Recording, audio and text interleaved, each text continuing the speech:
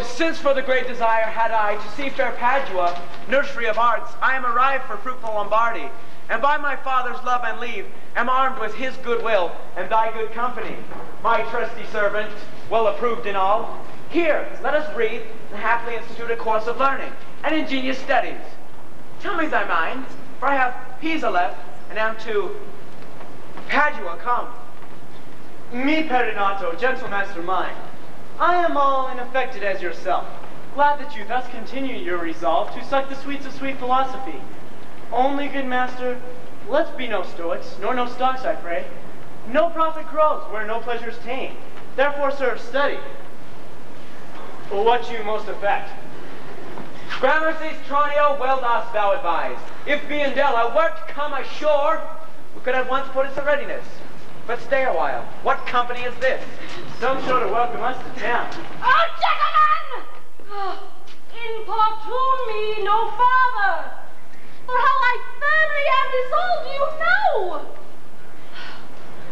That is, not to bestow my youngest daughter.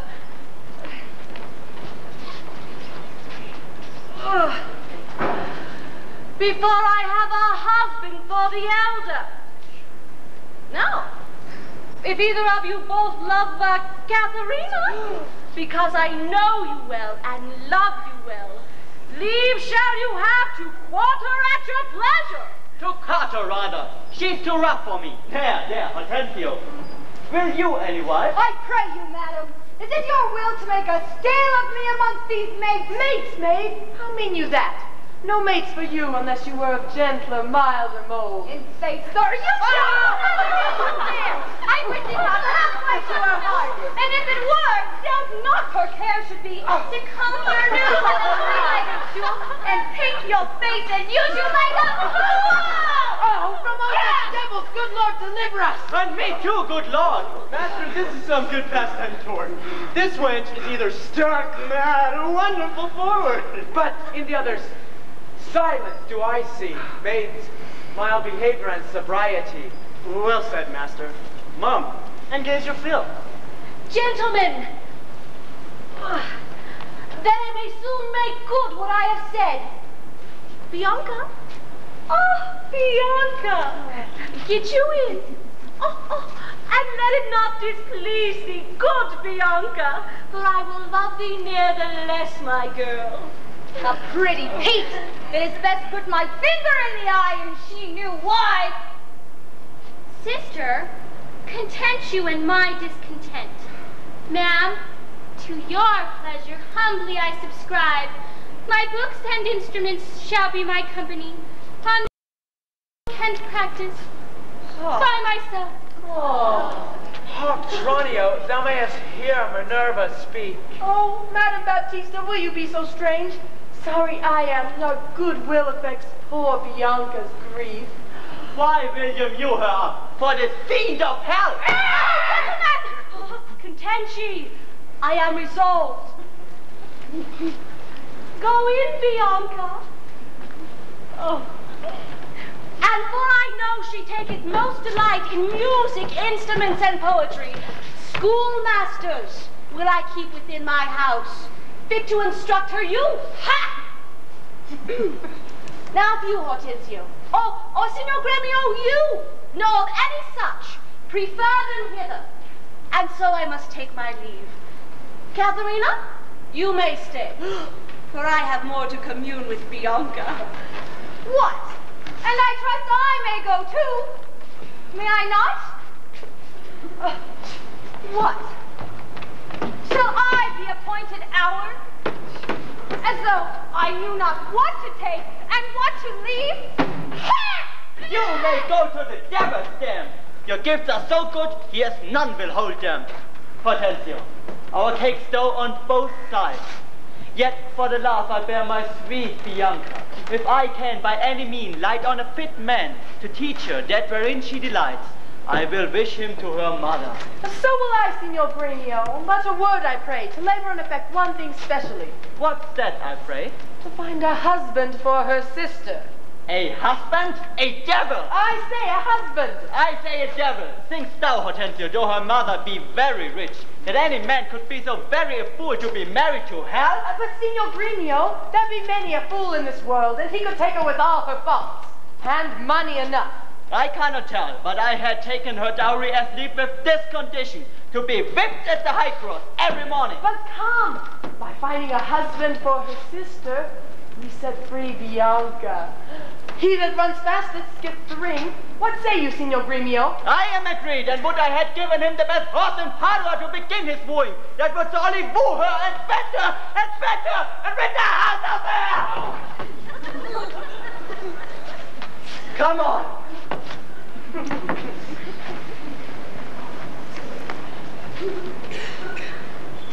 I pray, sir, tell me, is it possible for love of a sudden to take such hold?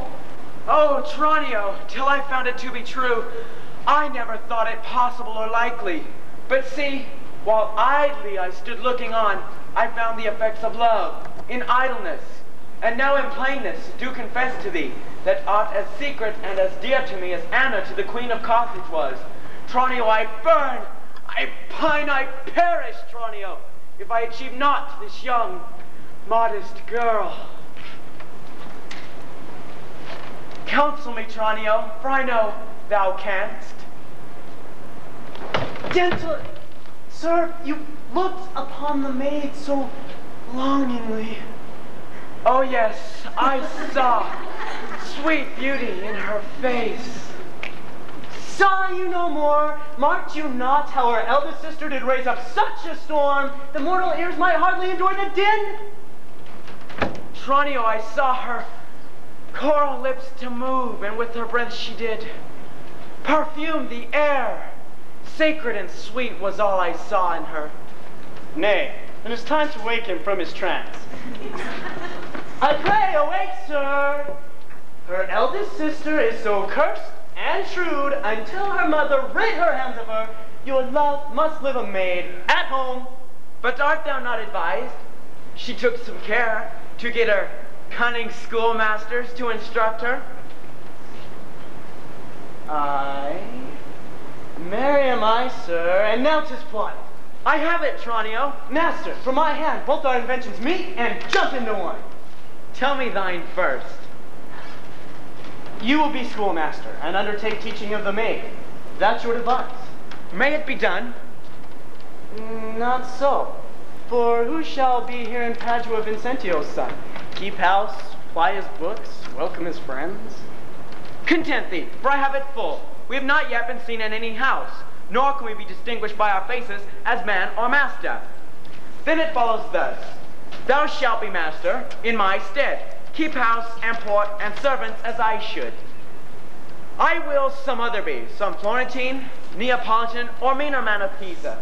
'Tis Ashton shall be so. Tranio at once uncase thee. Take my colored hat and cloak. When Biandella comes, she waits on thee. But I will charm her first to keep her tongue. So had you need. And since it your pleasure is, and I am tied to be obedient, for so your father charged us on our party. Be Zulus to my son, quoth he, although I think it was in another matter. I am content to be Lucentio, for so well I love Lucentio. Tranio, be so, because Lucentio loves. And let me be a slave to achieve that maid whose sudden sight doth thrall my wounded eye. Here comes the rogue. Sirrah, where have you been? Where have I been? Nay, how now, where are you? Master? Has my fellow Tranio stolen your clothes? Or you his, or both? Pray, what's the news? Sirrah, come hither. 'Tis no time to jest, and therefore frame your manners to the time. Your fellow Tranio here, to save my life, puts my apparel and my countenance on, and I for my escape have put on his. For in a quarrel since I came ashore, I killed a man, and feared I was described. Wait you on him, as becomes I charge you, while I make way from his to save my life. You understand me? Aye, sir. Ne'er a whit. And not the jot of Tranio in your mouth. Tranio is changed into Lucentio. The better for him. Would I were so too. Sirrah, not for my sake, but for the master's. When I'm alone, why then I am Tranio, but all else your master, Lucentio. Let's go. One thing more rest that thyself execute, to make one among these wooers.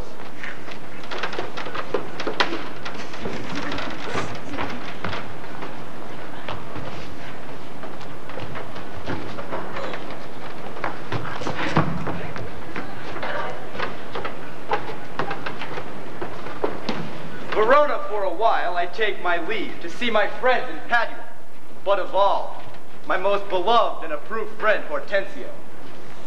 And I trow this is his house. Here, Sir Grumio, knock, I say. Knock, sir. Who should I knock? Is there any man that has refused your worship? Villain, I say, knock me here soundly. Not you, sir. Why, sir? Who am I, sir, that I should knock you here, sir? Villain, I say, knock me at this gate, and rap me well or I'll knock your name's pain. My master has grown quarrelsome, and if I knock you first, and then I know who comes by worst. Will it not be? Faith, sirrah, and you'll not knock, I'll ring it, and I'll try how you can go, mouth, and sing it. How my master's gone mad! Now knock when I bid you, sirrah, villain. How now? What's the matter? Oh, my old friend Grumio and my good friend Petruchio. How do you all at Verona? Signor Hortensio, come you to part the fray. Rise, Signor Grumio. We will compound this quarrel. Nay, 'tis no matter. Sir, if this not be a lawful cause for me to leave his service, he bid me to knock him and rap him soundly. But was it ever fit for a servant to use his master so? Whom to God I knocked at first, had not Grumio come by the worst? A senseless villain. Good Hortensio, I bade the rascal knock at your gate, and I could not get it from my heart to do it. Knock at the gate, oh heaven, spake you not these words of blame? Knock me here, rap me here, knock me well and knock me soundly. And now you come by knocking at the gate? So I'll be gone or cock out I find you! Peace, Petruchio. I will be Grumio's pledge. Why, this is a heavy chance twixt him and you. Grumio, your ancient, trusty, good, faithful servant, Grumio. And now, good friend, what happy gale draws you here to Padua from old Verona? Such wind as scatters young men through the world to seek their fortunes farther than at home, where small experience grows. But in a few, Signor Hortensio, thus it stands with me. Antonio, my father, is deceased, and I have thrust myself into this maze to wive and thrive as best I may. Crowns in my purse and goods I have at home, and so am come abroad to see the world. Petruchio, shall I come roundly to thee and wish thee to a shrewd, ill-favored wife? Thou speak me but a little for my counsel, and yet I'll promise thee she shall be rich, and very rich indeed. But thou art too much my friend, and I'll not wish thee to her. Hortensio, twixt such friends as we, few words suffice, and therefore, if thou knowest one's rich enough to be Petruchio's wife, as wealth is word unto my booing dance, be she as foul as Laurentius's love, she moves not, or at least not removes affection's edge in me. Were she as rough as the swelling Adriatic seas, I come to wive it wealthily in Padua. If wealthily, then happily in Padua. Oh. Nay, look you, sir. He tells you flatly what his mind is. Why give him gold enough to marry into a puppet or a maggot baby, or an old trot with near a tooth in her head? Though she have as many diseases 250 horses, so nothing comes amiss, so money comes with all. I can, Petruchio, help thee to a wife with wealth enough and young and beauteous. Her only fault, and that's faults enough, is that she is intolerable curse. So beyond all measure were my state far worse than it is. I wouldn't have her for a whole mine of gold. Hortensio, peace! Thou knowest not gold's effect. Tell me her mother's name if 'tis enough, for I will board her though she chide as loud as thunder when the clouds in autumn crack. Well, her mother is Baptista Minola, an affable and courteous old gentlewoman. She is Katherina Minola. renowned in Padua for her scolding tongue. I know her mother, though I know not her, and she in turn knew my deceased father well. I will not sleep, Hortensio, till I see her. I pray you, sir, let him go on the humor last. If she knew him as well as I do, she'd know scolding would do little good upon her. Tarry, Petruchio, I must go with thee. For in Baptista's keep, my treasure is her youngest daughter, beautiful Bianca.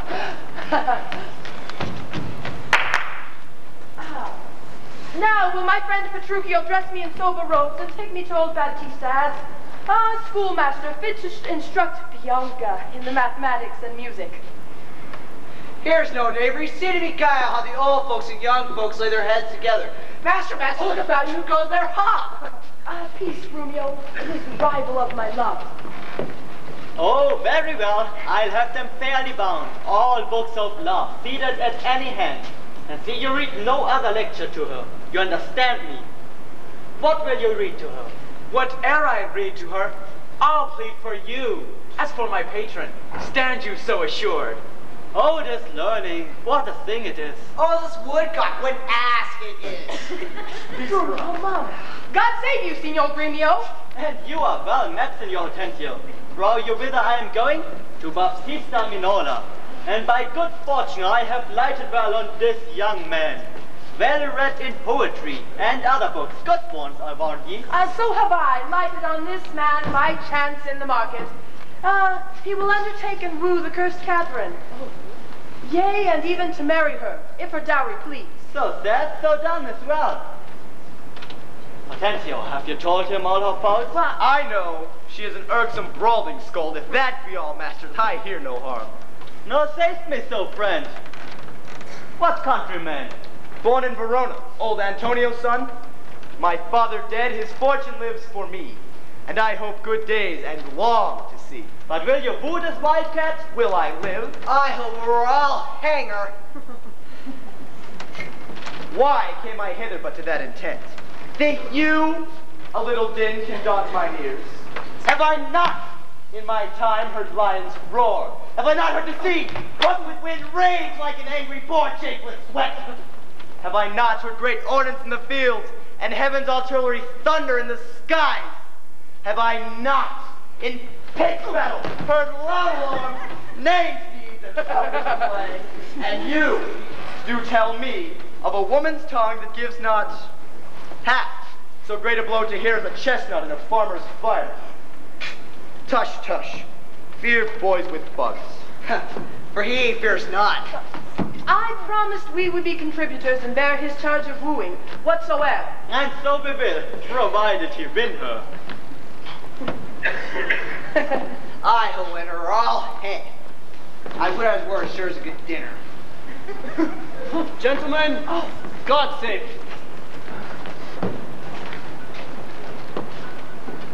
Which is the readiest way to Baptista Minola's house? She that has the two fair daughters, is she you mean? Even she. Well begun, Tranio. Sir, a question ere you go.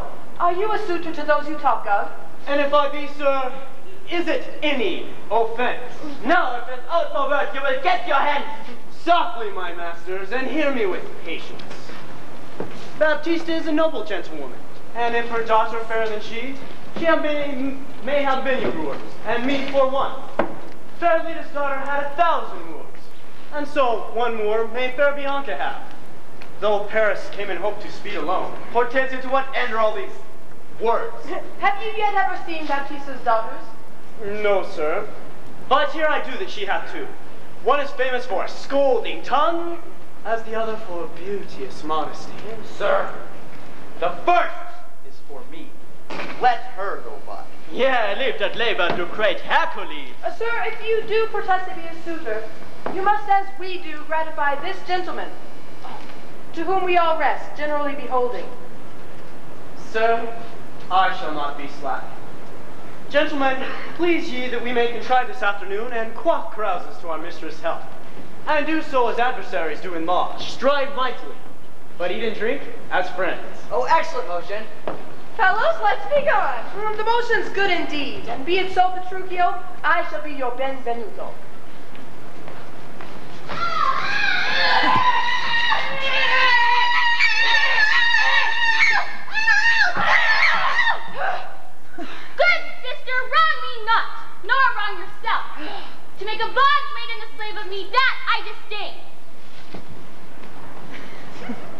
unbind my hands.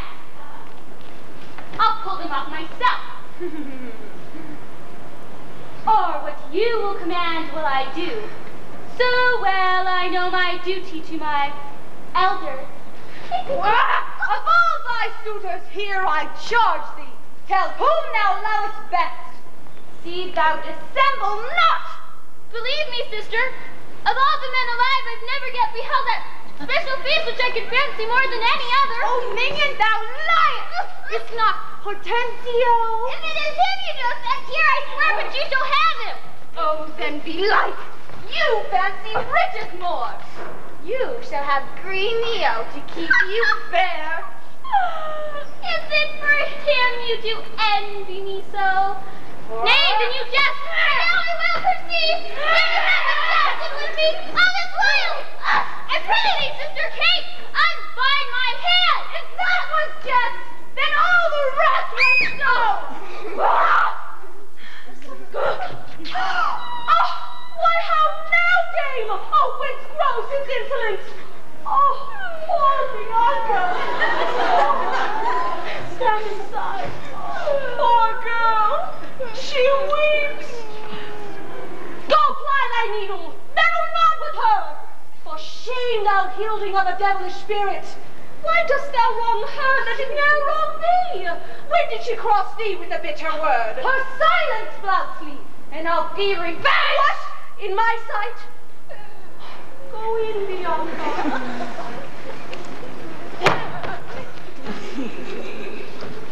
What? Will you not suffer me? Nay, now I see. She is your treasure. She must have a husband. I must dance barefoot on her wedding day. And for your love to her, lead apes into hell. Talk not to me. I shall go sit and weep till I can find occasion of revenge. Oh, was ever a mother thus grieved as I? Who comes here? Good morrow, neighbor Baptista. Oh, good morrow, Signor Gremio. God save you, gentlemen. And you, madam. Pray, have you not a daughter called Katherina, fair and virtuous? I have a daughter, sir, called Katherina. You are too blunt. Go to it orderly. You wrong me, Signor Gremio, give me leave. I am a gentleman of Verona, madam, that hearing of her beauty and her wit, her affability and bashful modesty, her wondrous qualities and mild behavior, am bold to show myself a forward guest within your house, to make mine eyes account of that report which I have so oft heard. And for an entrance to my entertainment, I present to you a man of mine, cunning in the music and the mathematics. His name is Licio, born in Mantua. Oh, you are welcome, sir. But for my daughter, Catherine, this I know. She is not for your turn, the more my grief. I see that I mean to part with her. Or else you like not of my company. Oh, mistake me not! I speak but as I find. Whence are you, sir? What may I call your name? Petruchio is my name. Old Antonio's son. A man well known throughout all of Italy. Oh, I know him. Oh, you are welcome for his sake, sir. Save your tale, Petruchio, I pray. Let us that are poor petitioners speak too. Pardon me, Signor Gremio, I would fain be doing. I doubt it not, sir, but you will cause your wooing. Neighbor, this is a gift very grateful. I am sure of it. Freely given unto you this young scholar. His name is Cambio. He is cunning in Greek, Latin, and other languages. Pray, accept his service. Oh, 1,000 thank you, Signor Gremio. Welcome, good Cambio. But gentle sir, methinks you walk like a stranger. May I be so bold as to know the cause of your coming? Pardon me, ma'am. The boldness is all mine own. For being a stranger in the city here, do come to make myself a suitor to your daughter, unto Bianca, fair and virtuous. Lucentio is your name. Of whence, I pray? Of Pisa, madame, son to Vincentio. And for the education of your daughters, I here bestow books of Greek and Latin. I know him very well. You are very welcome for his sake, sir. You shall go see your pupils presently. Hola, within! Sirrah, lead these gentlemen to my daughters.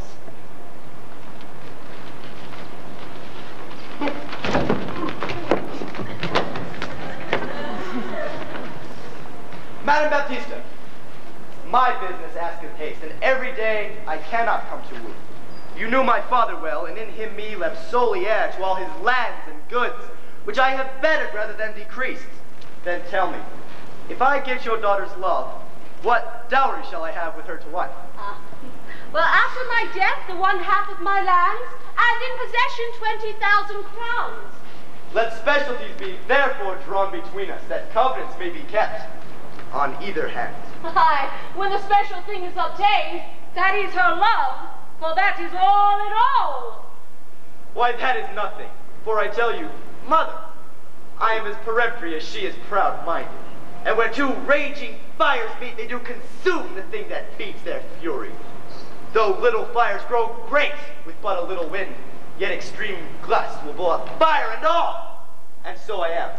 And so she yields to me, for I am rough and woo not like a babe. Well mayst thou woo, and happy be thy speed. But, be thou armed for some, unhappy words. Aye, to the proof, as mountains are for winds that shake not, though they blow perpetually. Why, how now, my friend? Why dost thou look so pale? For fear, I promise you, if I look pale.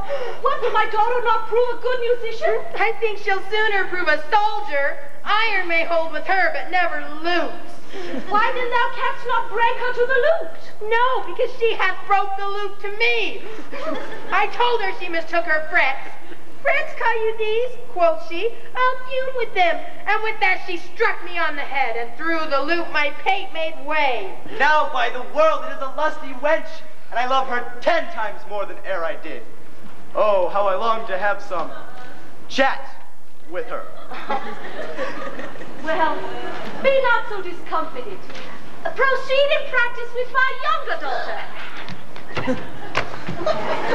Signor Petruchio, will you come with us, or shall I bring my daughter Kate to you?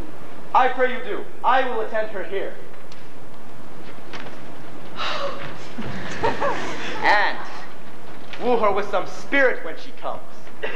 Say that she rail, why then, I'll tell her plain she sings as sweetly as a nightingale. Say that she be rude and speak not a word, why then, I'll commend her volubility, and say she do utter piercing eloquence. If she do bid me pack, I'll give her thanks, as if she bid me stay by her a week. If she deny to wed, I'll crave the day when I shall ask the bands and when be married. But here she comes.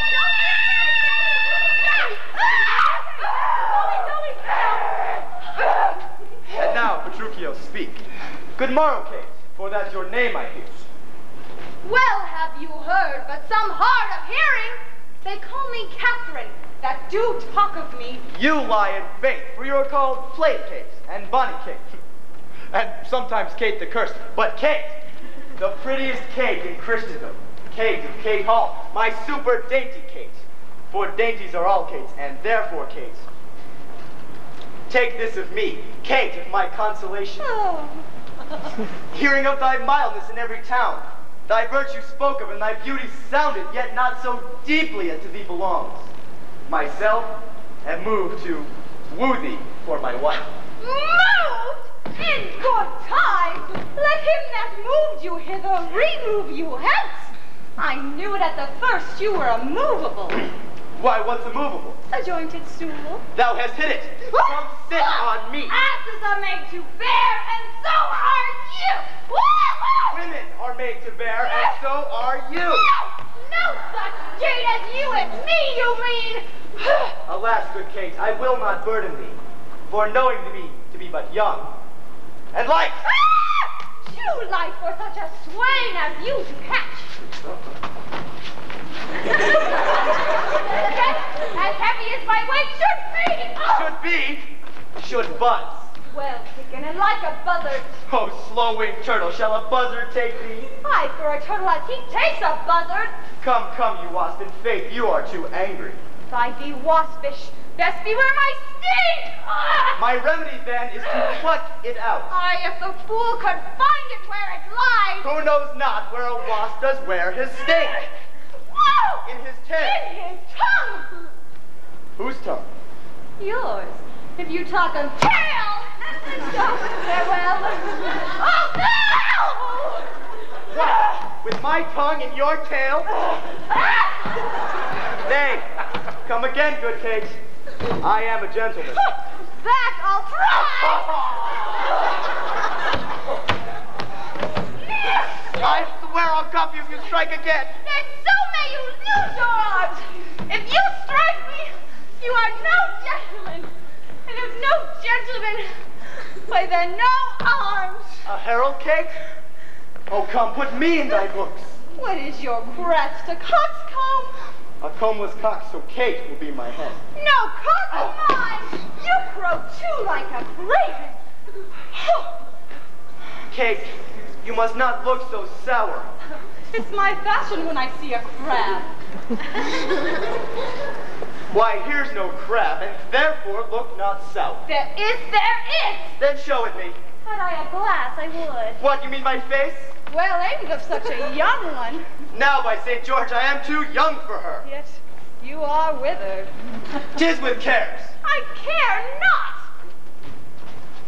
In sooth, you escape not so. I take you if I tarry. Let me go! No, not a whit. I find you passing gentle. 'Twas told me you were rough and coy and sullen. But I find that report a very liar. For thou art pleasant, gamesome, passing courteous, yet slow in speech, yet sweet as springtime flowers. Thou canst not frown, thou canst not look askance, nor bite the lip as angry wenches will, but instead, with mildness, entertainst thy wooers, with gentle comforts, soft and affable. Why does the world report that Kate doth whip? Oh, slanderous world! Kate, like the hazel twig, is straight and slender and brown in hue as hazelnuts, and sweeter than the kernels. Oh, let me see thee walk. Thou dost not halt. Go, get thee gone, and who thou keepest command, go. Did ever Diane so become a grove as Kate with this princely gait? Oh, let Diane be Kate, and let Kate be chaste, and Diane sportful. Where did you study all this goodly speech? It is extemporary from my mother wit. A witty mother, witless else her son. Am I not wise? Yes, keep you warm. Marry, so I mean, sweet Catherine, in thy bed. And therefore, in plain terms, and setting all this chat aside, your mother hath consented that you shall be my wife. Oh. Your dowry agreed on. Oh. And will you, nill you, I will marry you, Kate, for by this light, whereby I see thy beauty, that doth make me like thee well, thou must be married to no man but me, for I am he born to tame you, Kate. Here comes your mother. Never make denial. I must and will have Catherine to my wife. Signor Petruchio, how speed you with my daughter? How would well, madam, how would well. It were impossible I should speed amiss. Why, how now, Daughter Catherine? In your daughter? Call you me daughter? I assure you it is a tender motherly regard to wish me wed to one half lunatic. Oh! Oh! Mother, 'tis thus. Oh. Yourself and all the world that talked of her have talked amiss of her. If she be cursed, it is for policy. For she's not froward, but modest as the dove. She be not hot, but tempered as the morn. And to conclude, we have breathed so well together that upon Sunday shall be the wedding day. I'll see thee hanged on Sunday first. Ah, Petruchio, shall see thee hanged on Sunday first. Is this your speeding? Nay, a good night on our part. Be patient, gentlemen. I choose her for myself. If her and I be pleased, what's that to you? Oh. 'Tis bargain twixt us twain, being alone, that she shall still be cursed in company. I tell you, 'tis incredible to believe how much she loves me. Oh, the kindest Kate. She hung about my neck, and kiss on kiss she vied so fast protesting oath on oath how in a twink she won me to her love. Oh, you are novices. Give me thy hand, Kate. I will to Venice to buy apparel against the wedding day. Provide the guests, mother, and bid the feast. I will be sure my Catherine shall be fine. I know not what to say, but give me your hands. God send you joy, Petruchio. 'Tis a man. Amen, say we. We will be witnesses. Mother and friends and wife, adieu, I will to Venice. Sunday comes apace. I will have rings and things and fine array. And kiss me, Kate. We will be married on Sunday. Whatever match flapped up so suddenly. Faith, gentlemen, now I play a merchant's part and venture madly on a desperate march. But now, Baptista, to your younger daughter. Now is the day we long have looked for. I am your neighbor and was suitor first. But I love Bianca more than words can witness, or your thoughts can guess. Youngling, thou canst not love as dear as I. Greybeard, thy love got free. But under fry, give us then back this age that nourishes. But youth in ladies' eyes that flourish. Gentlemen, I will compound this strife. 'Tis deeds must win the prize, and hereforth I can assure my daughter's greatest dower shall have my Bianca's love. Say, Signor Gremio, what can you assure her? First, as you know, my house within the city is richly furnished with plate and gold. In ivory coffers I've stuffed my grounds, in cypress chests, costly apparel, fine linen, relics of Venice, golden needlework, pewter and brass, and all things that belong to house or housekeeping. Then, at my farm, I have 100 to the pail, 60 fat oxen standing in my stalls, and all things answerable to this portion. Myself am struck in years, I must confess. And if I die tomorrow, this is hers. If whilst I live, she will be only mine. That only came well in. Ma'am, list to me. I am my father's heir and only son. If I have Bianca for my wife, I'll leave our houses in the city 3 or 4 as good. Besides, 2,000 ducats of by the year of fruitful land, all which shall be her jointer. This I will offer, and twice as much as what thou offerest next. Nay, I have no more, and she can have no more than all I have. But if you like me, she shall have me and mine. Nay, then by your firm promise, the maid is mine. Gremio is outside. I must confess, your offer is the best, and let your father make her assurance that she is your own, else you must pardon me if you should die before him. Where is her dower? That's but a cavil. He is old, I am young. And may not young men die as well as old? Well, gentlemen, I am content. Now on Sunday next, you know my daughter Catherine is to be married. Now, on the Sunday following shall you be wed to Bianca, if you make this assurance, if not to Signor Gremio. And so I must take my leave and thank you both.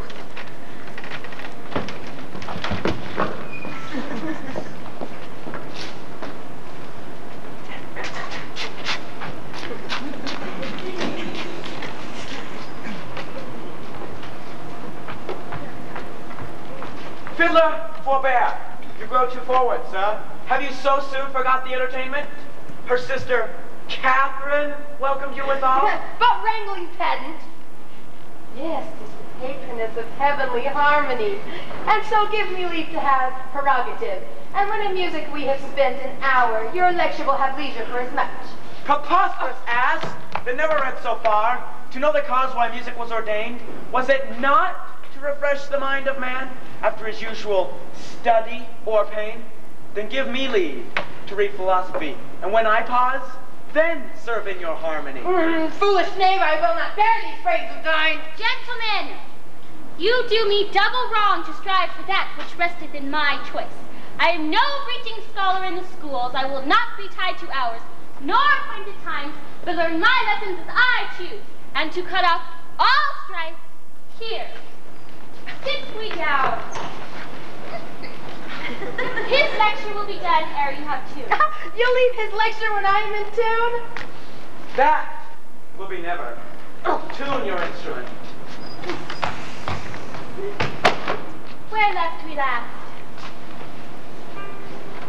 Here, madame. Construe them. Hic ibat, as I told you before. Simois, I am Lucentio. Hic est, son unto Vincentio of Pisa. Hic steterat, disguised thus to get your love. Priami, and my man, and Lucentio comes the wooing. Regia is my man Tranio. Hic est, bearing my port. Celsa senis, that we might beguile the old pantaloon. Ah! Mistress, my instrument's in tune. Let's hear. Oh, fie, the treble jars. Spit in the hole, man, and tune it again. Now let me see if I can construe them. Hic ibat simoi, I know you not. Hic est segia tellus, I trust you not. Hic steterat priami, take heed, he hear us not. Regia, presume not. Celsa senis, despair not. Madam is now in tune. All but the bass. The bass is right. 'Tis the bass in the jar. How fiery and forward our pedant is. Now by my life, the fool doth court my love. Pedescule, I'll watch you better yet. In time I may believe, yet I mistrust. Mistrusted not, for sure. I must believe my master, else I promise you I should still be arguing upon that doubt. Good masters, take it not unkindly, pray, that I've been thus pleasant with you both. You may go walk. My lessons make no music in 3 parts. Are you so formal, sir? Well, I must wait, and watch withal, for but I be deceived, our fine musician groweth amorous. Now, before you touch my instrument, you must learn the arts and rudiments of my fingering, and learn the order of art in a finer sort, and read this gamut, more pithy and effectual than hath any of my trade.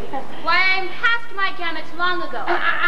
Yet read the gamut of Hortensio. Gamut, I am the ground of all accord, ray, to plead Hortensio's passion. Be me, Bianca, take him for thy lord. Si, fa, ut, that loves with all affection. D, sol, re, 1 clef, 2 notes have I. Ava me, show pity or I die. Call you this gamut? Hut! I like it not. Old fashions please me best. I am not so nice as to change true rules for new inventions. Mistress, your mother prays you leave your books and go to help dress your sister's chamber up. You know tomorrow is the wedding. Farewell, sweet masters. Both. I must be gone. Faith, mistress, then I have no cause to stay. But I have cause to pry into this pedant. Methinks he looks as though he were in love.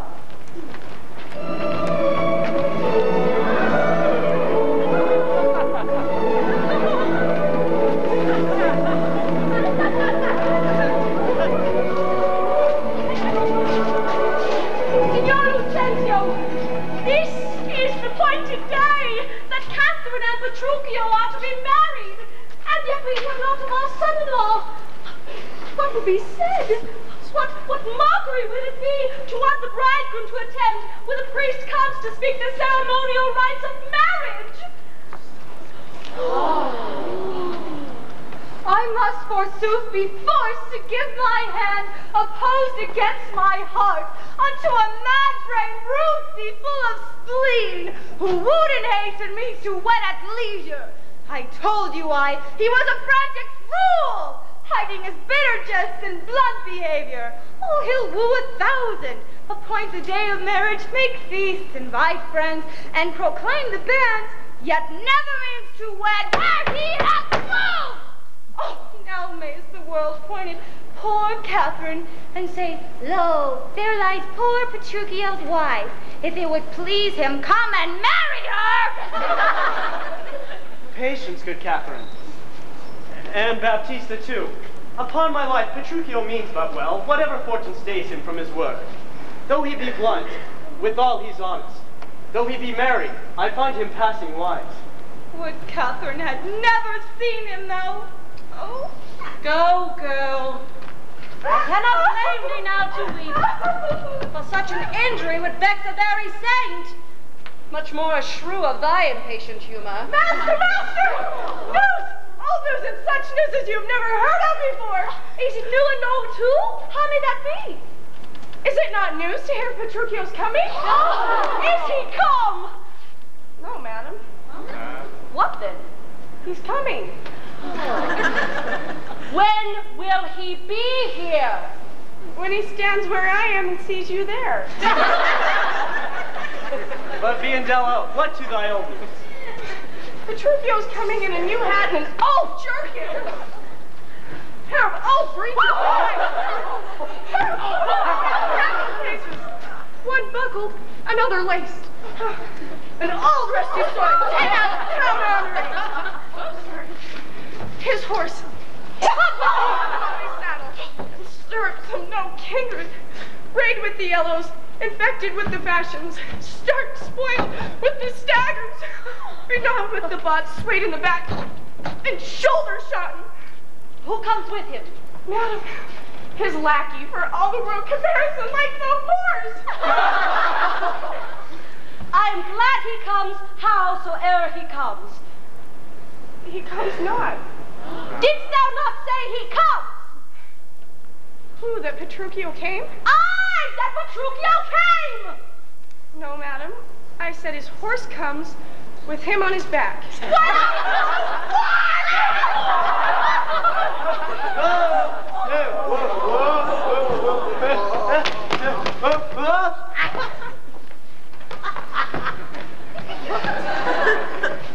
Come! Where be the gallant? Who's at home? You are welcome, sir. Oh. And yet I come not well. And yet you hold not. Not so well apparelled as I wish you were. Were it better I should rush in thus. But where is Kate? Where is my lovely bride? How does my mother?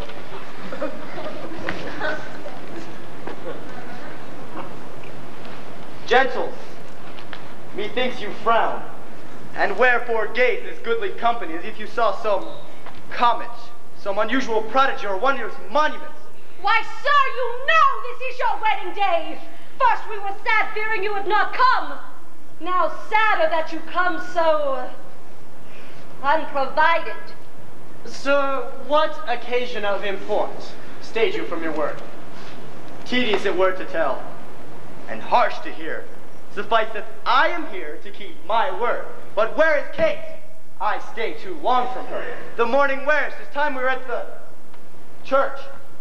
Sir, see not your bride in these unreverent robes. Go to my chamber, put on clothes of mine. Not I, believe me. Thus I'll visit her. Oh, but thus I trust you will not marry her. But sooth even thus, therefore have done with words. To me she's married, not unto my clothes. Could I not change what she will wear in me, as I can repair these poor accoutrements? 'Twere well for Kate, and better for myself. But what a fool am I to chat with you, when I should bid good morrow to my bride and seal the title with a lovely kiss.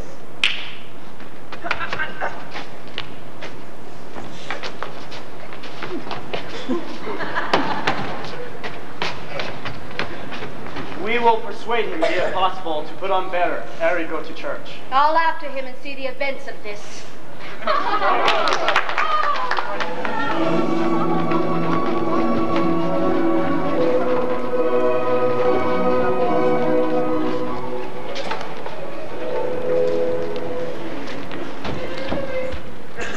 Were it not that my fellow schoolmasters doth watch Bianca steps so narrowly, 'twere good, methinks, to steal our marriage. Which once performed, let all the world say no.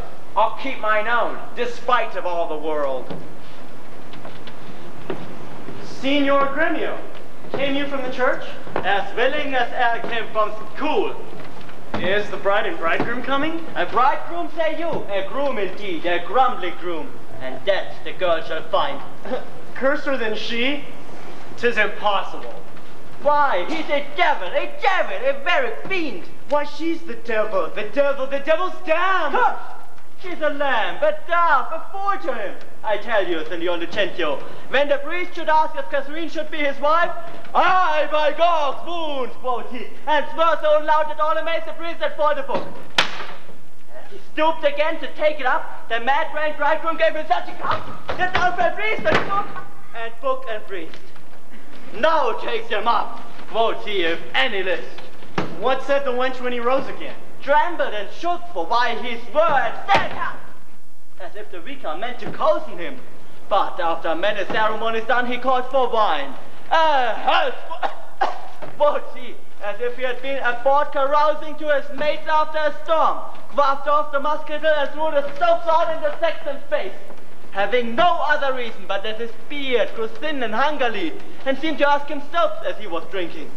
This done, he took the bride about the neck and gave her such a clamorous smack that at the parting all the church did echo. And I, seeing this, came thence for very shame, and after me I know the rout is coming. Such a mad marriage never was before. Ha! I hear the whistles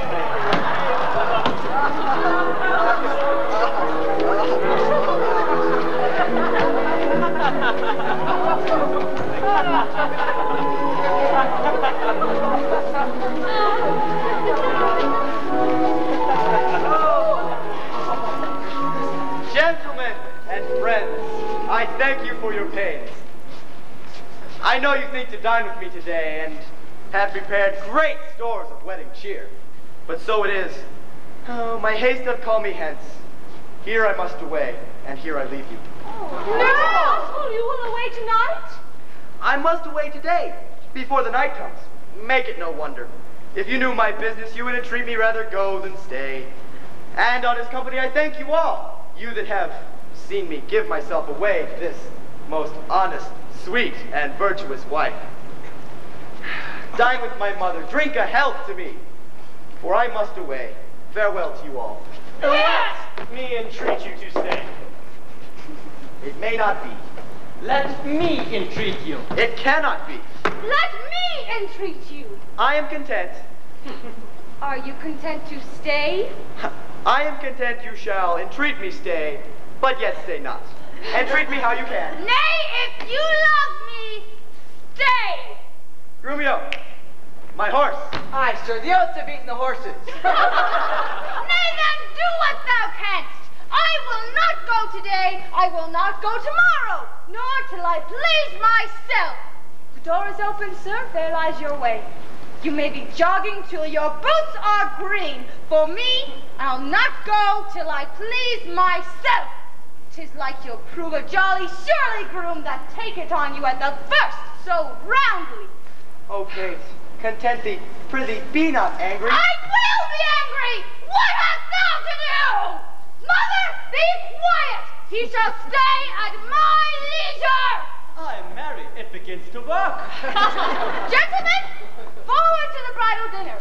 I see a woman may be made a fool if she hath not a spirit to resist. They shall go forward, Kate, at thy command. Obey the bride, you that do attend on her. Be mad or merry or go hang yourselves. But for my body, Kate, she must with me. No! Nay, look not big, nor stand, nor stare, nor fret. I will be master of what is my own. She is my good, my shadow, my house. My household stuff, my shield, my bird, my horse, my eye, my house, my anything. And here she stands. Touch her if you ever dare. I'll fling mine action against the proudest he that stops my way in Padua. Grumio, draw forth thy thy weapon. We are beset with evil thieves. Rescue thy mistress if thou be a man. Fear not, sweet Kate, they shall not harm thee. I'll buckle thee against the murder.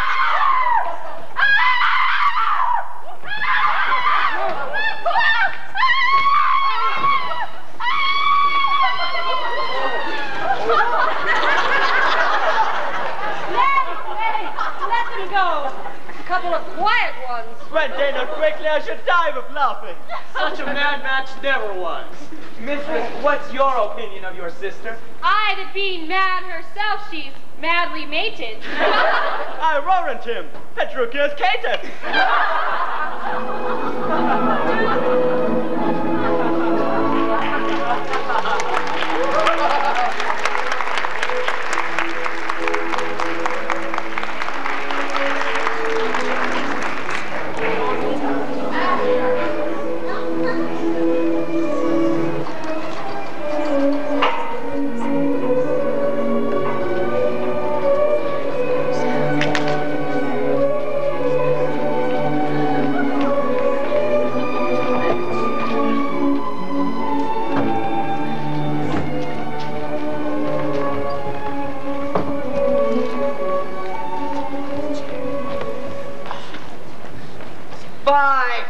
And all tired jades, and all mad masters, and all foul ways.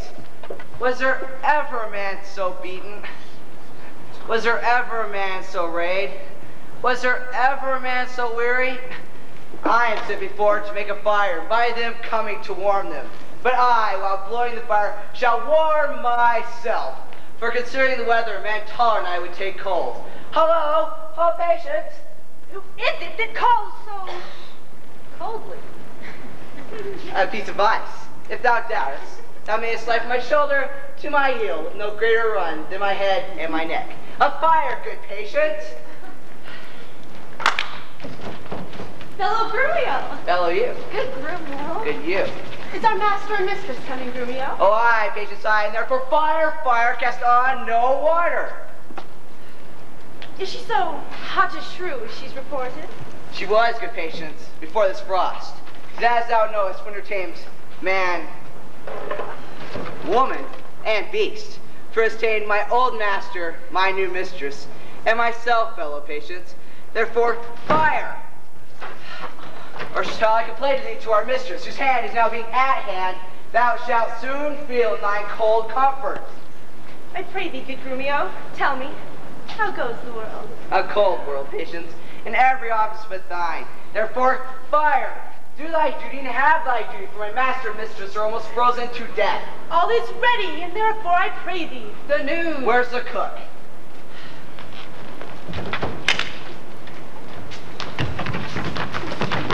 Welcome home, Grumio. Welcome home, you. How now, Grumio? How now, you? Is supper ready? House trimmed? Rushes strewed? Cobwebs swept? And every officer in the new fustaine, white stockings, and every officer wedding garment on. All is ready, and therefore I pray thee. The news. First, no. My horse is tired.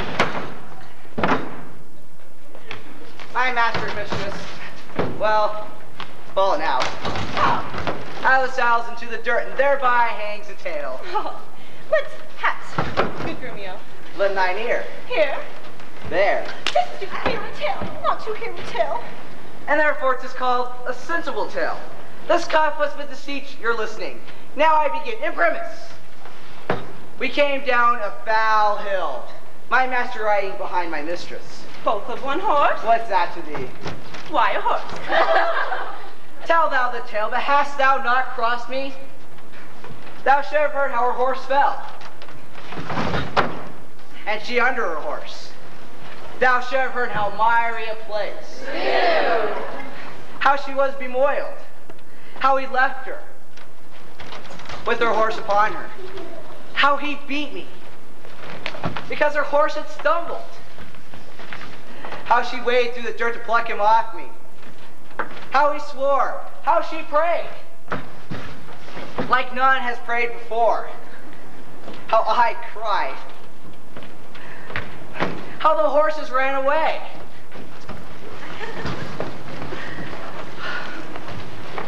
How her bridle burst. How I lost my crupper. And many things of worthy value now die in oblivion. And I come back unexperienced to thy grave. By this reckoning, he is more shrew than she. Aye, and thou shalt all soon feel when he comes home. Do you hear? Oh! You must meet my master, the Countess Wemyss. Why, she has a face of her own. Who knows not that? And allied by this. Therefore bid not cocks fashion. Silence, I hear my master and mistress. Where be these names? What, no man at the door to hold my stirrup nor take my horse? Where's Natanya, Lydia, Josephine? Here, sir, here. Here, sir, here, sir, here, sir, here, sir. You logger-headed, unpolished slaves. What, no attendance, no regard, no duty? Where is the foolish knave I sent before? Here, sir. Just as foolish as I was before. You peasant swain!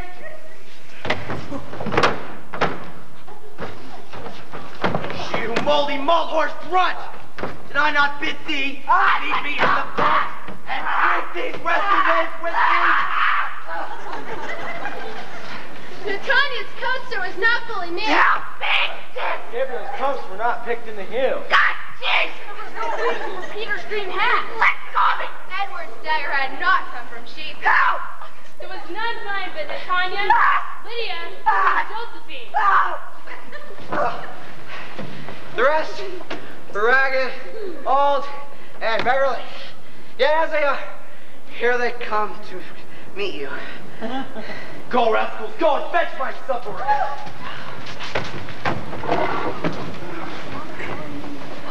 Where is the life that late idle? Where are those? Come, Kate, sit, and welcome. Sound. Please. Why, when I...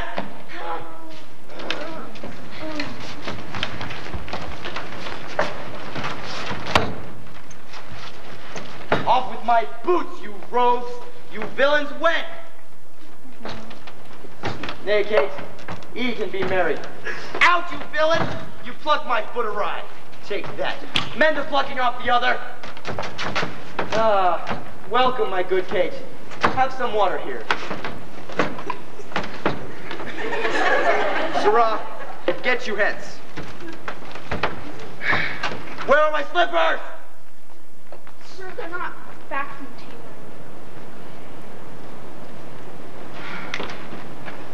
Shall I have some water? You horse and villain, will you let it fall? Patience, I pray! It was a fault unwilling! Beetle-headed, flap-eared knave! No! Kate, sit down. I know you have a stomach. Will you give Kate thanks, sweet Kate, or shall I?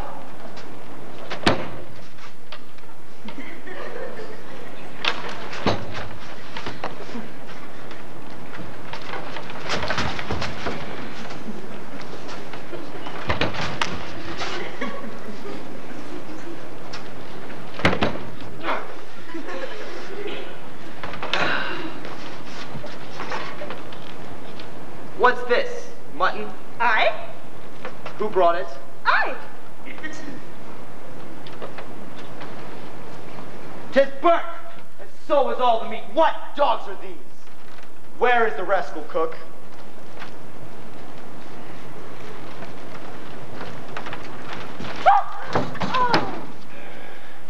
How durst you fellas bring it from this restaurant?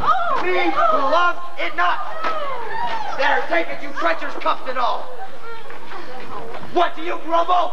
I'll be with you straight. I pray you, husband, be not so disquiet. The meat was well. If you are so contented. I tell thee, Kate, was burnt and dried away, and I am expressly forbid to touch it. For it engenders choler, plaintive, anger. were better both of us did fast than feed with such over-roasted flesh. Be patient. Tomorrow it shall be mended. But for tonight, we shall fast for company. Come, I will bring thee to the bridal chamber. Believe I did ever see the like. He killed her in her own humor.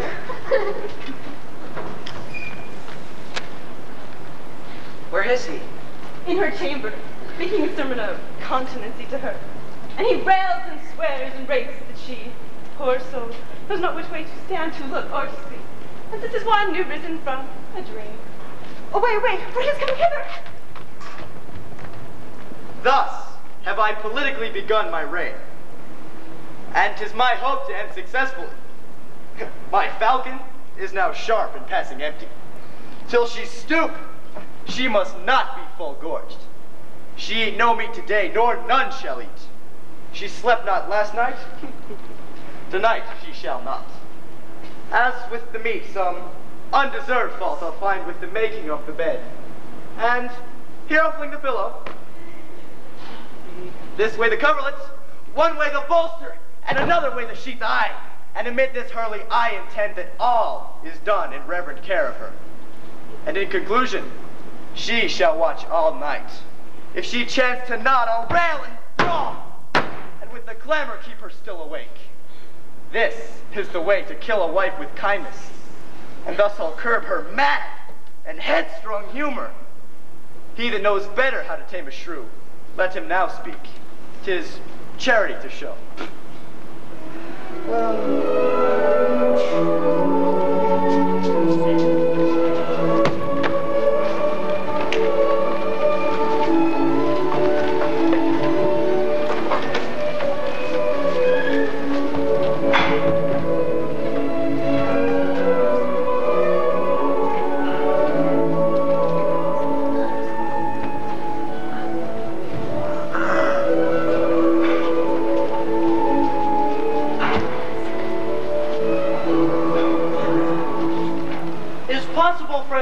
That Mistress Bianca doth fancy anyone else but Lucentio, I tell you, sir, she bears me fair in hand. Sir, to satisfy you in what I have said, stand by and mark the manner of his teaching. Now, mistress, profit you in what you read. What master read you? First resolve me that. I read that I profess the art of love. And may you prove, sir, master of your art.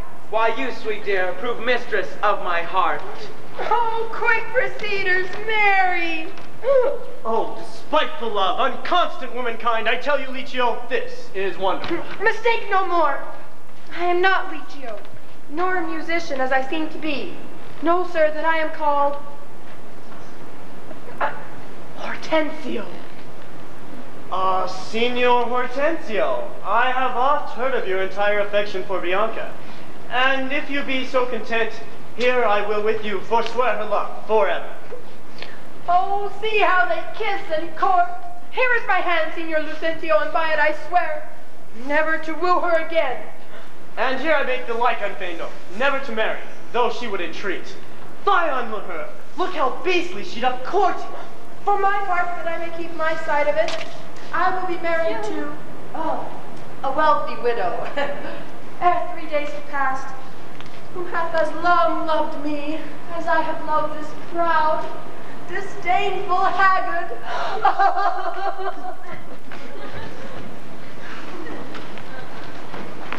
Mistress Bianca, I have ta'en Signor napping, gentle love, and I have forsworn you with Hortensio. Tranio, you jest, but have you both forsworn me? Mistress, we have. Then we are rid of Licio. In faith, he'll have a lusty widow now, wooed and wed in a day. God give him joy. Aye, and he'll tame her. He says so, Tranio. In faith, he's gone to the Taming school. The Taming school. Is there such a place? I am Petruchio the master, who teacheth tricks 11 and 20 long to tame a shrew and her chattering tongue.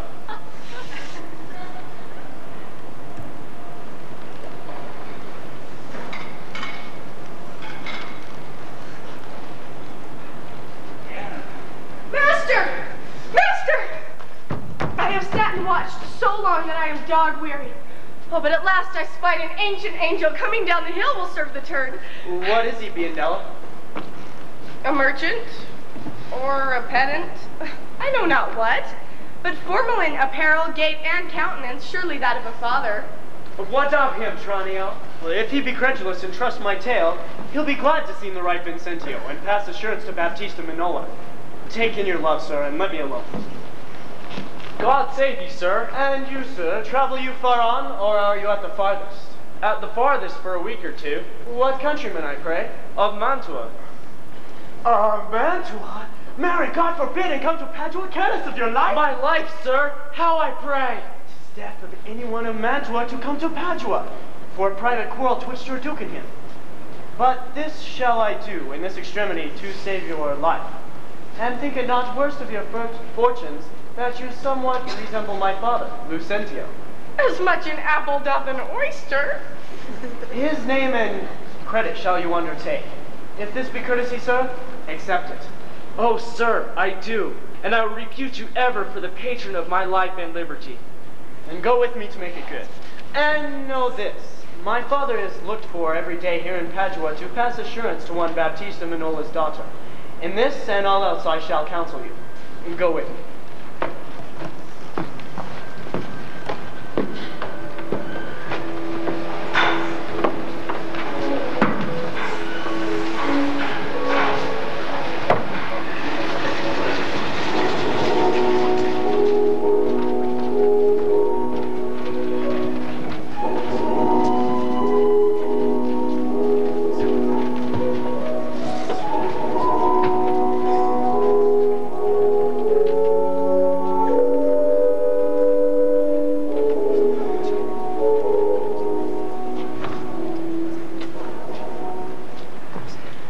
No, forsooth I dare not, my life.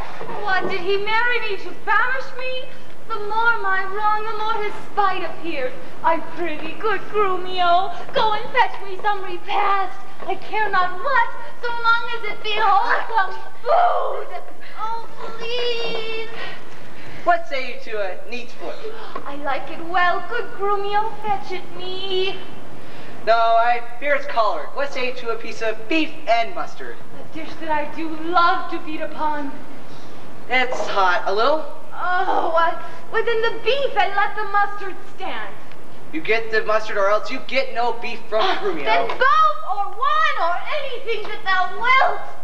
The mustard without the beef. Oh, get thee gone, thou false deluding slight, that feeds me with the very name of meat. Sorrow on thee and all the pack of thee that triumphs upon my misery.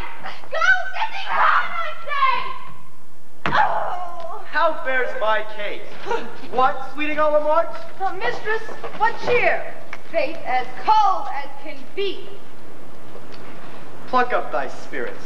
Look cheerfully upon me. Here, love. Thou seest how diligent I am to dress thy meat myself and bring it thee. I am sure, sweet Kate, that this kindness merits thanks. What? Not a word?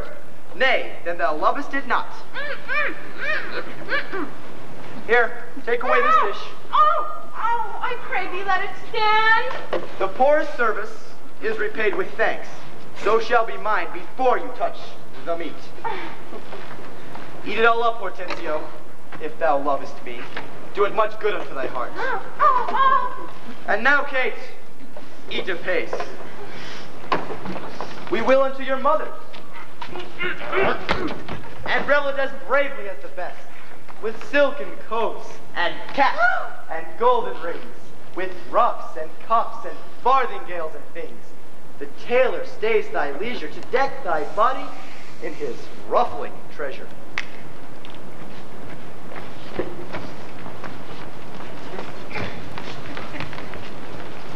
Come, tailor. Let us see these ornaments.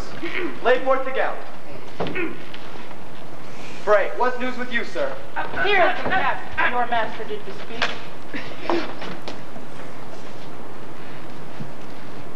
Why, 'tis molded on a porringer. Fie, 'tis lewd and filthy. A cockle or a walnut shell, a net, a trick, a toy, a baby's cap. Away with it. Let me have a bigger. I'll have no bigger. Oh, this doth fit the time. Gentle women wear such caps as these. When you are gentle, you shall want to. And not till then. That will not be in haste. And I trust I may have leave to speak. And speak I will. I am no child, no babe.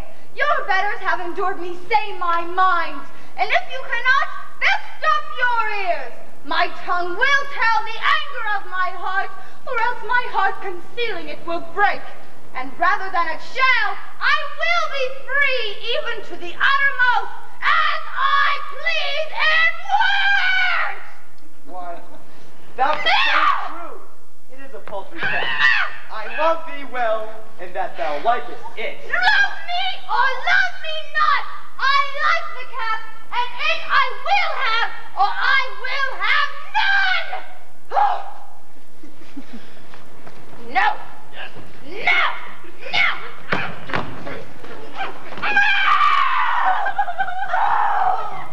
Thy gown? What's this, a sleeve? 'Tis like a demi-cannon. And what? Carved up and down like an apple tart. What in devil's name, tailor, call thou this? I see she's likely have neither cap nor gown. Sir. Marry, and did, sir. But if you remembered, I did not bid thee mar it to the time. I have never seen a better fashioned gown, more quaint, more pleasing, nor more commendable. Belike you mean to make a puppet of me. Why, true. He means to make a puppet of me. Worship means to make a puppet of her. Oh, monstrous arrogance! Thou liest, thou thread, thou thimble. I tell thee, that thou hast marred her gown. Your worship is deceived. The gown's made just as my master direction. Grumio gave order how it should be done. I gave him no order. I gave him the stuff. But how, sir, did you wish it be made? Marry, sir, with needle and thread. But did you not desire it cut? Thou hast faced me things. I have. Faced not me. I bid thy master cut out the gown, not cut it to pieces. Ergo thou liest. Here's the note of fashion to testify. Read it. The note lies in throat. Thou says I said so. Imprimis, a loose-bodied gown. Sir, if I ever said loose-body gown, sew me up in the skirts of it and beat me with the bottom of brown thread. I said gown. Proceed. With a small compass case. That's the case. With a trunked sleeve. 2 sleeves. The sleeves curiously cut. Aye, there's the villainy. Error in the bill, error in the bill. I commanded they should be cut out and sewed up again. And I'll prove upon thee, though my little finger be armed in a thimble. And while I speak, there is truth, and I have thee in place where thou should know it. Take the note and arm it to meet yard and spare not me. Oh, mercy, Grumio, but the man has no odds. Sir, in short, the gown is not for me. I search for thy mistress. Go, take it up to thy master's use. Bill, I will not take our mistress gown of thy master's use. Hortensio. See that thou see the tailor paid. Be gone. Say no more. I will see thee paid tomorrow. Commit me to thy master. Take no offense at his hasty words. Well, come, my cakes. We will unto your mother's. Go call my servants. Bring them hither straight, and prepare my horses. Let's see. My sage is now some 7 o'clock, and it will be around dinner time ere we arrive at your mother's. I dare assure you 'tis almost 2, and 'twill be supper time ere you come there. It will be 7 ere I go to horse. Look, what I speak, or do, or think to do, you are still crossing it. Sir, let's alone. I will not go today, or ere I do, it will be what o'clock I say it is. Why, so this gallant will command the sun.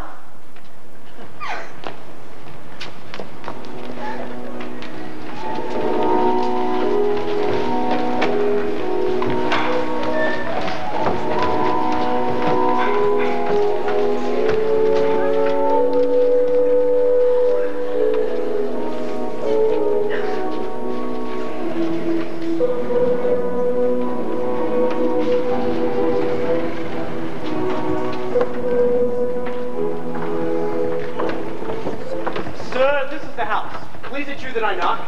Aye, sir, but I be deceived. Signora Baptista may remember me. 'Tis well. Hold your own in any case. Place your assurance as long as to a father. I warrant you. But, sir, here comes your servant. 'Twere good she were schooled. Fear not her. Sir Abiendella, do your duty thoroughly. Imagine 'twere the right Lucentio. Tad, fear not me. Have you done your errand to Baptista? I told her that your father was in... I don't know. Oh, I told her that your father was in Padua, yeah. I told her that your father was in Padua, and you looked for him. No. I told her that your father was in Venice, and you looked for him this day in Padua. Hold thee a drink. Sir.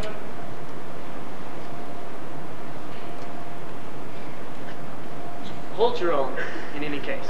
Here comes Baptista. Sir, please your countenance. Madame Baptista, you are happily met. Now, I ask you to do a mother's part and stand by me. Give your daughter, Bianca, for my patrimony. Soft, son.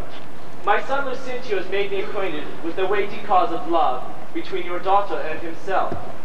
And for the good report I hear of you, and the love that he beareth to your daughter, I am content. Sir, pardon me in what I have to say. Your plainness and your shortness pleases me well, and therefore, if you say no more than this, that like a father you'll deal with him, and pass my daughter a sufficient dower, then the match is made and all is done. I thank thee, ma'am.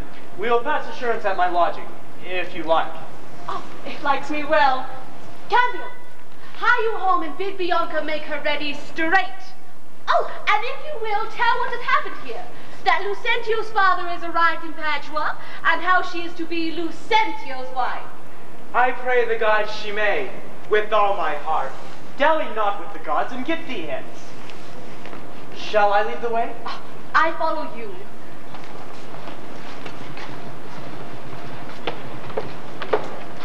Cameo! What sayest thou, Biendella? Faith nothing, but my master has left me behind to expound the meaning or moral of his signs and tokens. I pray thee, moralize them. Then thus, Baptista is safe talking with the deceiving father of a deceitful son. And what of him? Her daughter is to be brought by you to the supper. And then? The old priest of the St. Luke's Church is yours to command at all hours. And what of all this? I cannot tell. Expect they are busied about a counterfeit assurance. Take you assurance of her. To the church take the priest, clerk, and some sufficient honest witnesses. If this be not that you like, I have nothing more to say, but bid Bianca farewell forever and a day. Hearest thou, Biendella? I cannot tarry. I knew a mistress married in an afternoon as she went to the garden for parsley to stuff a rabbit. And so may you, sir. And so adieu, sir. My master hath appointed me to go bid the priest be ready to come against you. Come with your appendix. I may and will. If she be so contented, she will be pleased. Then wherefore should I doubt? Hap what hap may, I'll roundly go about her. It shall go hard if Cambio go without her.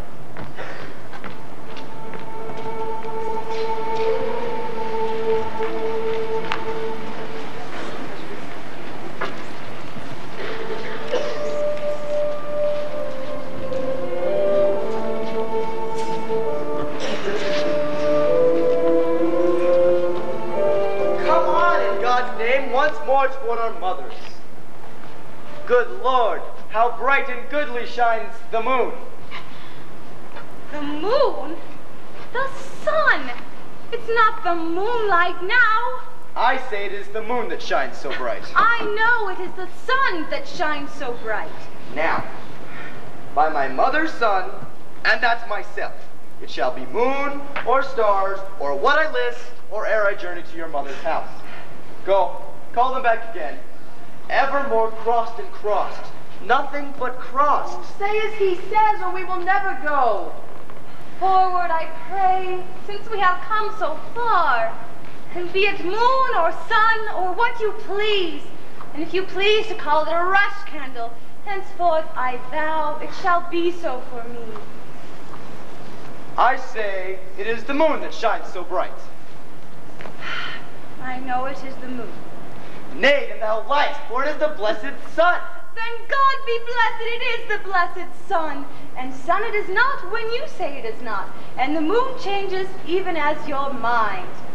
Whatever you shall have it named, even that it is, and so it shall be so for Katherina. Petruchio, go thy ways. The field is won. Well, forward, forward. Thus the bull should run, and not unswiftly against the bias. But soft, company is coming here. Good morrow, gentle mistress. Oh. Where away?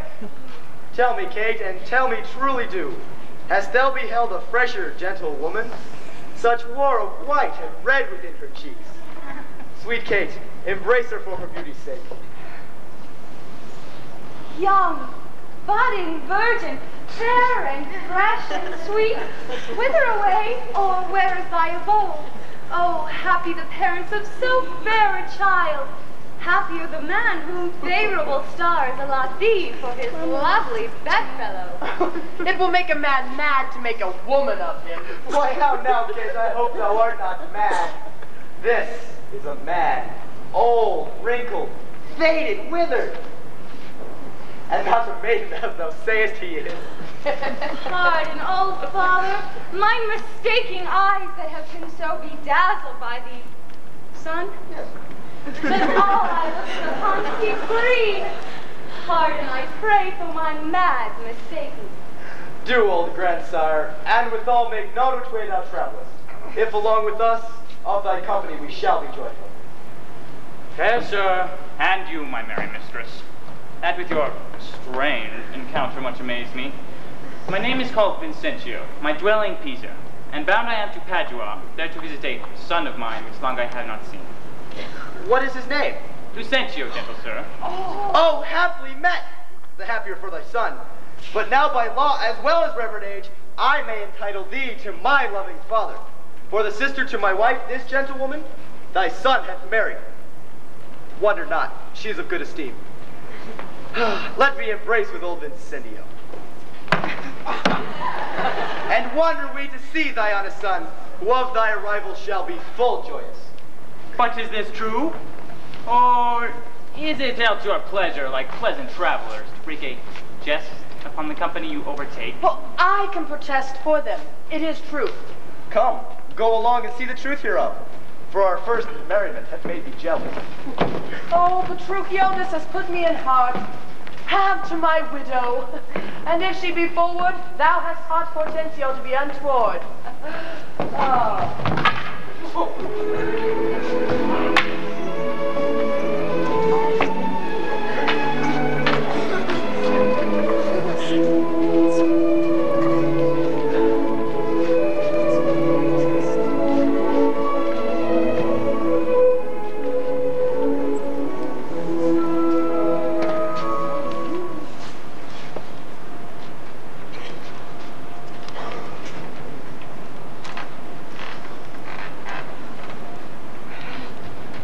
Softly and swiftly, sir, for the priest is ready.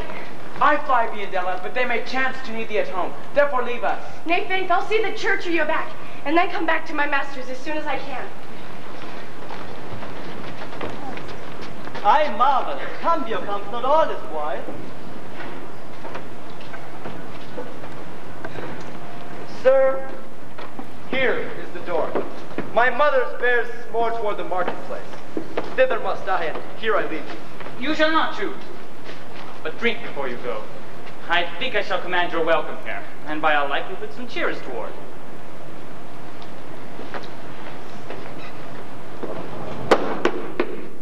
They are busy within. You were best knock louder. What ye that would knock as you would beat down the gate?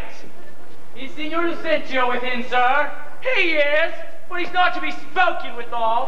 What if a man bring him 100 pounds, or 2 to make merry withal? Keep your 100 pounds to yourself.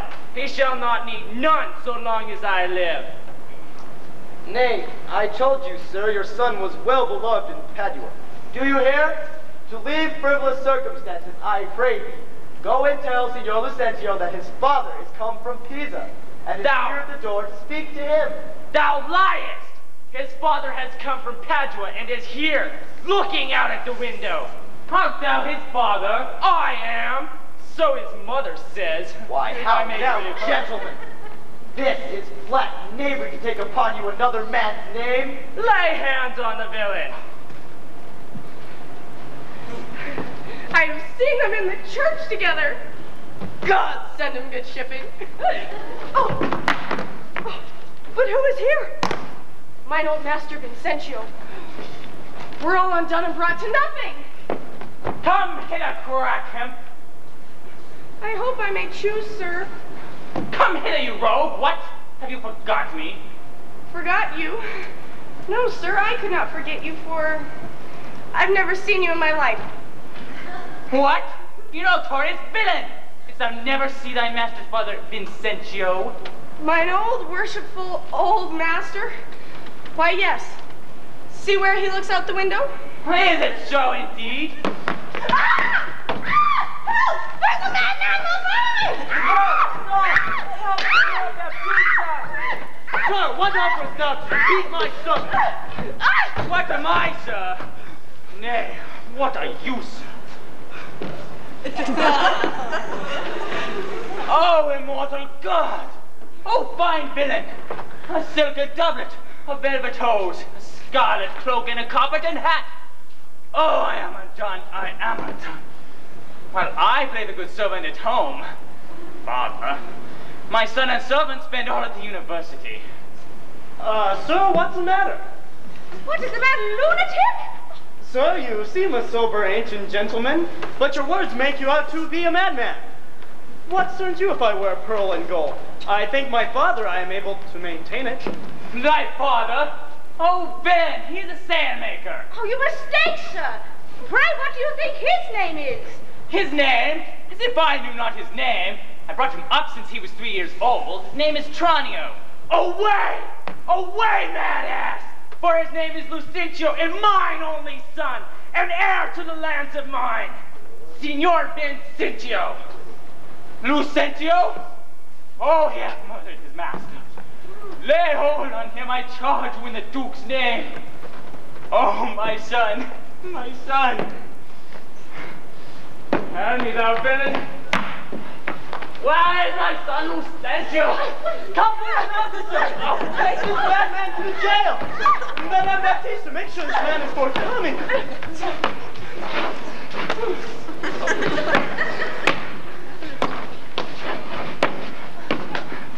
You carry me to the jail? Stay, officer. He shall not go to jail. Talk not, Signor Gremio. I said he shall go to prison. Take heed, Signora Baptista. I dare swear this is the right Vincentio. Swear if thou darest. Nay, I dare not swear it. Then swear that I am not Lucentio. Yes, I know thee to be Signor Lucentio. Away with the daughter, to the prison with him. Thus strangers may be held and abused. O monstrous villain. Oh, we are spoiled. And yonder he is. Deny him, forswear him, or we are all undone. Pardon, dear father. Lives my sweet son? Pardon, dear father. How hast thou attended? Where is Lucentio? Here's Lucentio, right son to the right Vincentio, that have by marriage made thy daughter mine, while counterfeit supposes blared thine eye. Yes, packing with a witness to deceive us all. Where is that damned villain Tranio that faced me and braved me in this matter so? Why, tell me, is not this my cameo? Cambio is changed into Lucentio. Love brought these miracles. Bianca's love made me exchange my state with Tranio, while he did bear my countenance in the town. And happily I have arrived to the wished haven of my bliss. What Tranio did, myself enforced him to. Then pardon him, dear father, for my sake. I'll slit the villain's nose that would have sent me to the jail. Why, do you hear, sir? Have you married my daughter without asking my consent? Fear not, Baptista. We will content you. Go to, but I within to be revenged for this villainy. And I, too, to sound the depths of this knavery. Look not pale, Bianca. Thy mother will not frown. My cakes though, but island among the rest, out of hope but my share of the feast. Come, husband. Let us stay and see the end of this charade. First kiss me, Kate, and we will. Here? In the midst of the street? What, art thou ashamed of me? Oh, no, God forbid, but ashamed to kiss. Oh, well. No! Sirs, let's away. Wait! I will give thee a kiss.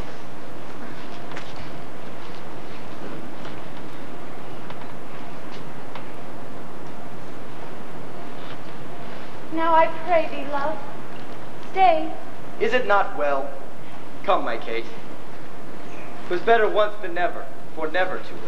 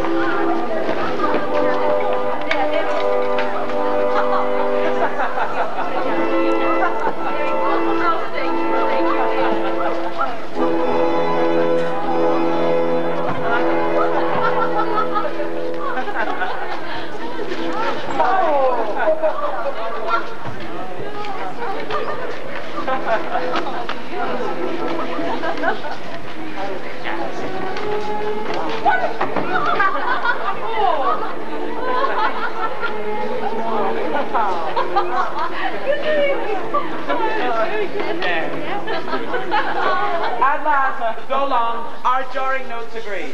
And time it is, when raging war is done, to smile at scapes and perils overblown. My fair Bianca, bid my father welcome, and I, with the self-same kindness, welcome thy mother. Brother Petruchio, sister Catherine, and thou, Hortensio, with thy loving widow. Feast with the best, and welcome to my house. Nothing but sit and eat and eat. Padua affords this kindness, son Petruchio. Padua affords nothing but what is kind. For both our sakes, I would that were true. Now by my life, Hortensio is afeard of his widow. Then never trust me if I be afeard. You are very wise, and yet you miss my sense. I mean, Hortensio is afraid of you. And he that is giddy thinks the world turns round. He that is giddy thinks the world turns round. I pray you, tell me what you meant by this. Your husband being troubled with a shrew measures my husband's sorrow by his woe. And now you know my meaning. Very mean meaning. Right, I mean you. Oh, I am mean, indeed. Respecting you.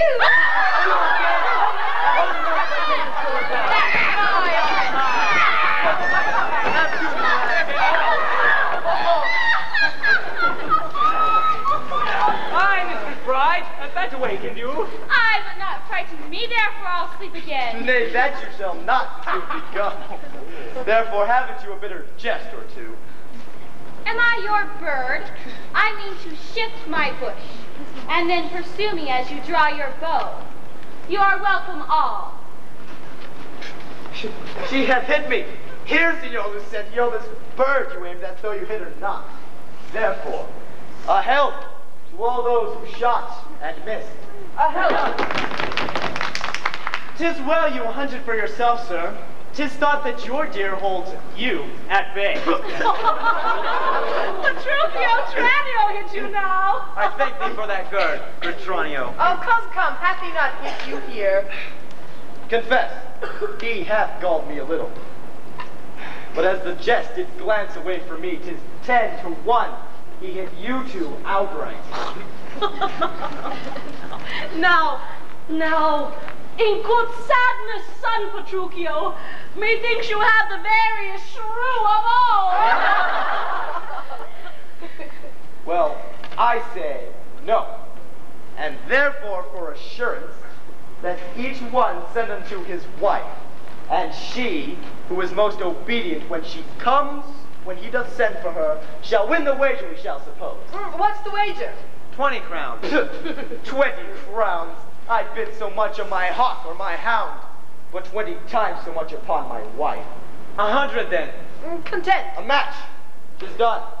Who shall go first? That will I. Go, Biadella. Bid your mistress to come to me. I go. Son, I'll be your half. Bianca comes. I'll have no halves. I'll bear it all myself. I pray, what news? Sir, my mistress says she is busy and she cannot come. Oh, she is busy and cannot come. Is that an answer? Aye, and a kind one too. Pray God, sir, your wife sent you not a word. I hope better. Go and entreat my wife to come to me forthwith. Oh, entreat her, then she must needs come. Yours will not be entreated. Now, where's my wife? She says you have some goodly jest in hand. She bids you come to her. Oh, she bids you go to her. Oh, vile, intolerable. Not to be endured, however. Sir Agrumio, go to your mistress. Say I command her to come to me. Command, I know her answer. What? She will not. The fouler fortune mine, and there's an end. Oh, now by my holy dame, here comes Katherina. What is your will, sir, that you call for me? Where is your sister and Hortensio White? They sit conferring by the parlor fire. Go bring them hither. If they deny to come, swinge me them soundly forth unto their husbands. Away, I say, and bring them hither straight. Here is a wonder, if you talk of a wonder. So it is. I wonder what it bodes. Merry, peace it bodes, and love and quiet life. But what's not that but sweet and happy? Now fair befall thee, good Petruchio, thy wager thou hast won, and I will add unto that sum 20,000 crowns, a new dower for a new daughter, for she is changed as she has never been. Nay, I will win the wager better yet, and show but more sign of her obedience to me. See when she comes with your froward wives, prisoner to her. Womanly persuasion. Catherine, that cap of yours becomes you not. Off with that bauble. Throw it underfoot. Lord, let me never have a cause to sigh till I be brought to such silly pass. Fie, what a foolish duty call you this? I would your duty were as foolish too. The wisdom of your duty, fair Bianca, hath cost me 100 crowns since supper time. The more fool you for laying on my duty. Catherine, I charge thee, tell these headstrong women what duty they do owe to their lords and husbands. Come, come, you're mocking. We shall have no telling. Come on, I say, and first begin with her. She shall not. I say she shall. First begin with her. Fie, fie, unknit that threatening, unkind brow. It blots thy beauty. A woman moved is like a fountain troubled, muddy, ill-seeming, thick, bereft of beauty. And while it is so, none so dry or thirsty will deign to sip or touch one drop of it. Thy husband is thy lord, thy life, thy keeper, thy head, thy sovereign, one that cares for thee, and for thy maintenance commits his body to painful labor, both by sea and land, whilst thou liest warm at home, secure and safe, and craves no other tribute at thy hands but love, fair looks, and true obedience. Too little payment for so great a debt. I am ashamed that women are so simple to offer war, where they should kneel for peace. Or seek for rule, supremacy, and sway, when they are bound to serve, love, and obey. Why are our bodies soft and weak and smooth, unapt to toil and trouble of the world, but that our soft conditions and our hearts should not well agree with our external parts? Come, come, you froward, unable worms! My mind hath been as big as one of yours. My heart is great. My reason happily more, to bandy word for word and frown for frown. But now I see, our lances are but straws. Our strength is weak, our weakness past compare. Now take your hand and place it below your husband's foot. In token of which duty, if he please, my hand is ready. May it do him ease. Why, there's a wench. Come on and kiss me, Kate.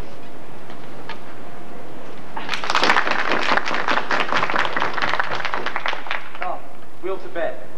We three are married, but you two are sped. 'Twas I who won the wager, though you hit the white, and being a winner, God give you a good night.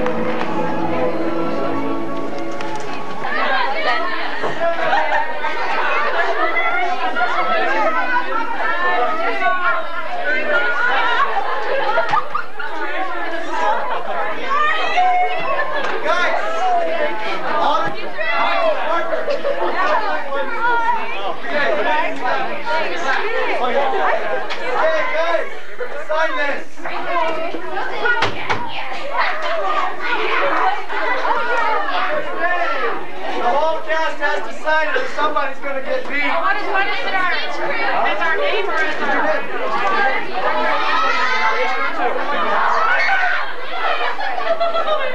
Hey! Everyone, that's John's mom! Hi, John! Hi, John! This is my mother from Connecticut. That's Bill! And my dad's out here Look at the dad!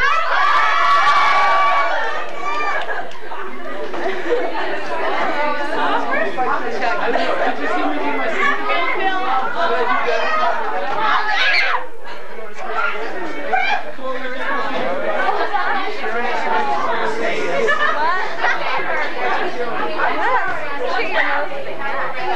What?